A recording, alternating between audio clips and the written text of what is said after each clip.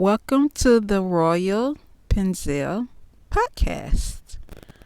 Today the topic is raising your vibration.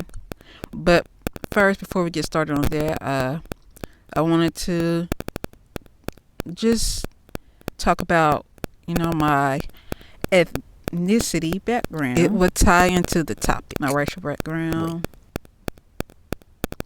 or whatever you may call. But my mom is basically half Cherokee Indian, which is black people that came from Trail of Tears, not slavery, which ties into the reason why we have Juneteenth holiday. A U.S. citizen family, and her dad, which is my grandfather, is an Irish black man. But my dad is Hawaiian. Hawaiians speak two languages. So, Japanese sometimes and I might Spanish. Have a little slur in my speech, or I might have trouble pronouncing certain words, but most of the time I don't.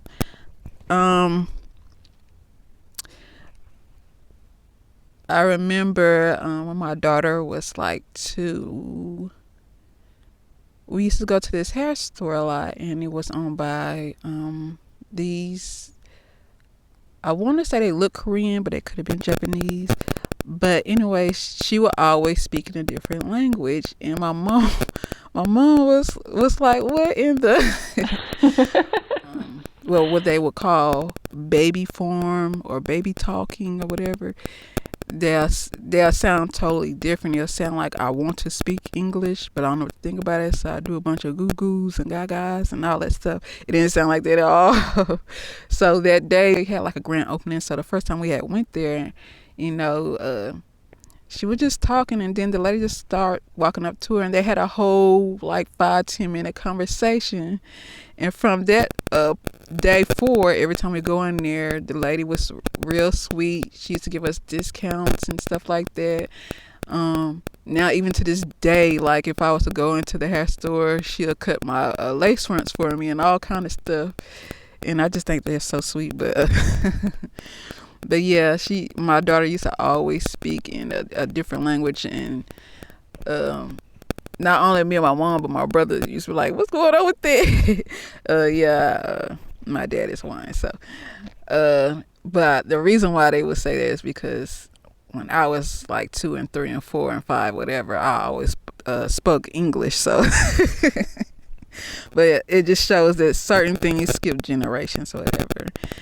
But I just wanted to talk about that because I know sometimes you might hear a little slur, and I know when I was in the music studio, I had a little issues with my critiques, but I didn't know if like my brother and my sister noticed it. But when I would rap, I was speaking to the mic or whatever, and my S's was slurred, and I was trying to clear it up, so I had to learn to open my mouth a little bit wider so you couldn't hear my slurs. So it kind of helped me speak out loud, because I did at one point have the little lazy talk. Like when you talk and your words sound like they're running together because you do too much in life. So yeah. So it's basically a exercise for us. But yeah. So now my voice is back up to speed. But yeah, so that's it for my background. As far as raising your vibrations, I just raise my vibration by doing that exercise. So that's one thing to raise your vibration, is to focus on yourself and do things that make life easier for you, or just make things better. And one of the things I wanted to say is, don't let nobody tell you need to lower your vibration to raise it, because it doesn't make any sense. Like, I know I came from a black woman. I know my background is black, so don't tell me I need to talk ghetto or be ghetto just to win, when I know that raising your vibration and working on your English and speech and how you talk to people will get you in the door to more opportunities. So no, I don't have to talk white. We're not talking white when we want to speak better. It's just that people will want to deal with you more when you look clean and cleansed, and you know what to do with yourself. So raising vibration is just knowing what to do with yourself, because it opened so many doors for me, as far as me meeting important people that will help you up the ladder. Even if it's something so simple, I just like years before, I used to even be on, well, I ain't gonna say before I used to be on social media, because I had a Facebook account, but I know some of you guys know, as being my fans, that I was a part of a motorcycle club, and I was a little bit more closed off to certain stuff, including people. I was a little bit more closed off to people, but I wasn't completely closed off to people, but it was just an exercise. I call it an exercise because it's like a important phase for me, because there's something that I actually like to do. It's just like your extracurricular activities. Rapping was one, and being part of a motorcycle club was another one, because we always found stuff to get into. We always had parties to go to. We always wanted to go take trips and vacations and stuff like that. And some of them included our own personal family members and stuff like that. Like, we'll just have little gatherings and stuff, and just mingle with people. And one of the things that we had to do is greet each other. So that's teaching you nice. So everything that you do in life, it kind of like help you up the ladder to where you're going. So that's why I kind of focus on just doing things that you like, which being yourself is the reason why we say being yourself, because if you do things you like, it's going to gravitate towards people that you will love to be around. People that you love to be around will gravitate towards you as well. Like, most of my adult life, I really didn't have any altercations with people that I really didn't vibe with. Like, if you weren't on my frequency level, we ain't vibing. If we ain't vibing, we ain't vibing. So yeah, I do talk like, oh, she's such a nice girl sometimes, but I don't play no games. Like, I don't play.